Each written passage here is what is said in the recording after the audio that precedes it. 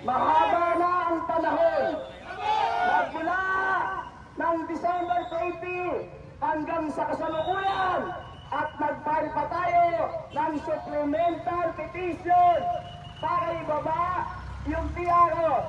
Subalit Mayo na, wala pa rin ibinababa ang TRO. Ibig sabihin nito, malinaw na ang programa ay palpak at pinatunayan ng maraming mga research person doon sa House of Representatives na naglilinaw na yung mga pumasok ng consolidation ay nagkandalunan at nagkandasunan ang kanilang mga sasakyan.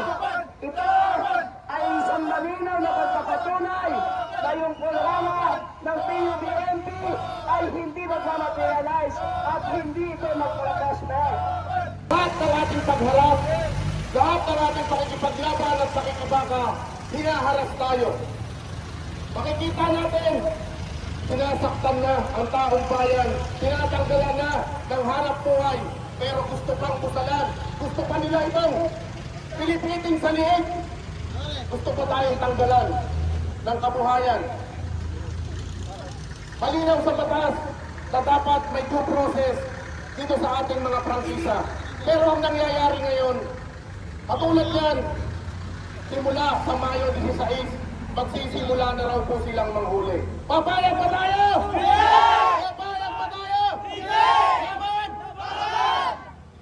Sa ngayon, tanging tayo lamang ang lumalaban at napabayaan na tayo ng Kongreso, napabayaan na tayo ng Senado, nawala na pati ang malasakit ng ating Pangulo.